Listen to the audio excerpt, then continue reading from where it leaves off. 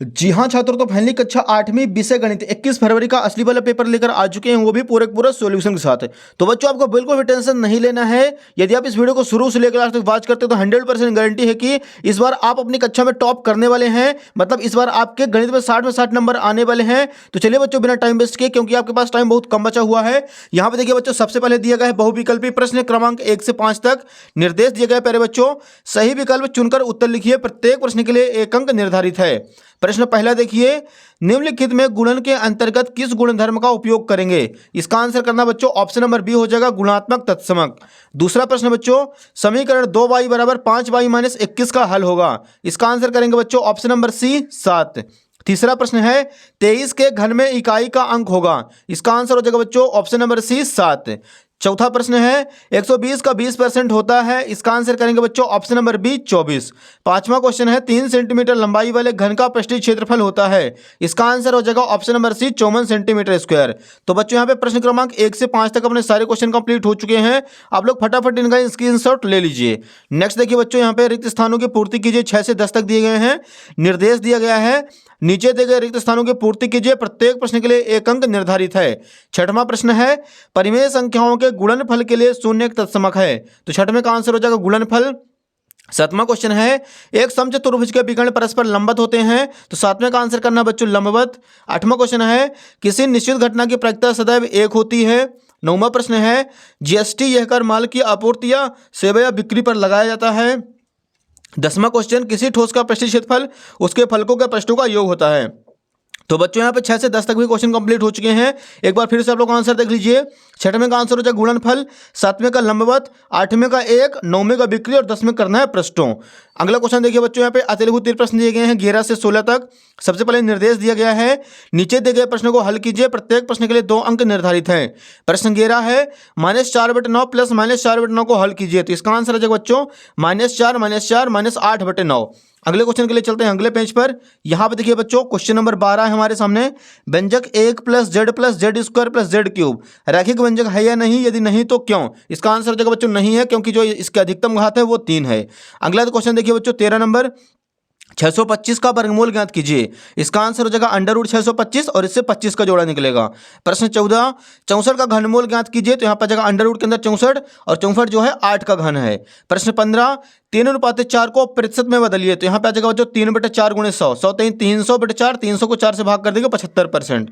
प्रश्न 16, 3 पदों वाले व्यंजक को क्या कहते हैं? तो इसका आंसर हो जाएगा बच्चों द्वितीय व्यंजक कहते हैं। तो बच्चों यहाँ पे 11 से 16 तक भी अपने सारे क्वेश्चन कंप्लीट हो चुके हैं। आप लोग इनकी स्क्रीन में आंसर देख सकते हैं।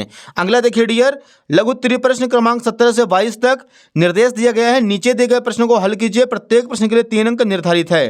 पहला प्रश्न देखिए बच्चों 17 नंबर, -3/4 गुणे -4/15 गुणे 4 गुणे 0/7 का मान ज्ञात कीजिए। ये लीजिए बच्चों उत्तर क्रमांक 17। सबसे पहले आपको हेडिंग डाल देना है उत्तर क्रमांक 17। यदि बच्चों आप किसी भी संख्या में 0 का गुणा करते हैं तो वो उसका आंसर पूरा का पूरा हो जाता है 0। तो उत्तर क्रमांक 17 का आपको राइट आंसर कर देना है 0। अगला देखिए डियर, क्वेश्चन नंबर 18, समीकरण को सरल रूप में बदलते हुए हल कीजिए। तो यहाँ पे बच्चों इसको पहले सरल रूप में बदल देना है। 25 × 4 से करेंगे 25 चौको 100 और 25 3 75 और 10 पना 50 और 9 पना 45। अब बच्चों यहाँ पे एफ वाले एक साइड कर लेंगे। तो यहाँ पे आ जाएगा 1.00 f - 0.50 f equal to -0.45 plus 0.75, दोनों को माइनस कर देना है। तो यहाँ इधर आ जाएगा बच्चों 0.50 f और इधर माइनस करेंगे 0.30। तो यह बराबर आ जाएगा 0.30/0.50। 0 से 0 कैंसिल, दशमलव से दशमलव कैंसिल, 3 को 5 से भाग कराएंगे तो यहाँ पे आ जाएगा बच्चों 0.6 इसका राइट आंसर। ये हो जाएगा बच्चों उत्तर क्रमांक 18 का आंसर। इसका भी आप लोग स्क्रीनशॉट ले लीजिए। अगला क्वेश्चन नंबर 19 है, जब एक पांसे को फेंका जाता है तो 4 से बड़ी संख्या प्राप्त करने की प्रायिकता ज्ञात कीजिए। ये लीजिए बच्चों उत्तर क्रमांक 19। इसमें सबसे पहले लिखेंगे अनुकूल परिणाम 2, कुल परिणाम बराबर 6। प्रायिकता बराबर सूत्र होता है अनुकूल परिणाम बटे कुल परिणाम। तो यहाँ पे आ जाएगा बच्चों 2/6, 2 से काटेंगे 2 कम 2 2 3 6, 1/3 आ जाएगा बच्चों इसका राइट आंसर उत्तर क्रमांक 19 का। अगला देखिए बच्चों क्वेश्चन नंबर 20 है, जब एक थैले में 4 लाल गेंदें और 2 पीली गेंदें फेंकी जाती हैं, थैले के अंदर से बिना देखे एक गेंद निकाली जाती है। एक लाल गेंद प्राप्त करने की क्या प्रायिकता होगी? ये लीजिए बच्चों 20 का आंसर लिखेंगे अनुकूल परिणाम 4, कुल परिणाम 6।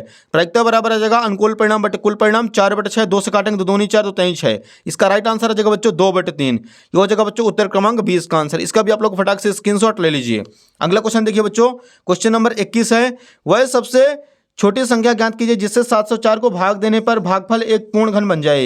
ये लीजिए बच्चों उत्तर क्रमांक 21 का आंसर। 704 का सबसे पहले कर देना है एलसीएम। इसको काटेंगे तो आ जाएगा 704/11। 11 से भाग करेंगे 64 आ जाएगा। अतः वह सबसे छोटी संख्या 11 है जिसे 704 को भाग देने पर एक संख्या जो है पूर्ण घन बन जाती है। यह हो जाएगा बच्चों क्वेश्चन नंबर 21 का आंसर। अगला देखिए 22 नंबर। किसी संख्या को दोगुना करने पर उस संख्या में 100% की वृद्धि होती है, यदि उस संख्या को आधा कर देंगे तो कितने % की हानि होगी। इसका आंसर लिखेंगे बच्चों, किसी संख्या को दोगुना करने पर उस संख्या में 100% की वृद्धि होती है तो उस संख्या को आधा करने पर उस संख्या में 100/2 यानी 50% की हानि होगी। यह हो जाएगा बच्चों क्वेश्चन नंबर 22 का आंसर। अगला देखिए डियर, यहाँ पे दीर्घ उत्तरीय प्रश्न दिए गए हैं 23 से 26 तक, जो कि 5 मार्क्स के होने वाले हैं। प्रश्न क्रमांक 23 है हमारे सामने, समलंब चतुर्भुज PQRS में x का मान ज्ञात कीजिए। तो यहाँ पे बच्चों सॉल्व कर देंगे। सबसे पहले एंगल P और Q में लगा देना है आसन्न कोण। तो यहाँ पे आ जाएगा x - 20 + x + 40 = 180।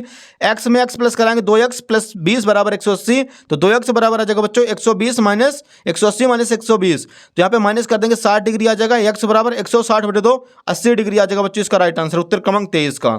प्रश्न 24 देखिए बच्चों, एक माली 625 पौधे ऐसे लगाना चाहता है जिससे कि प्रत्येक पंक्ति में उतने ही पौधे आए जितने की पंक्तियों की संख्या हो।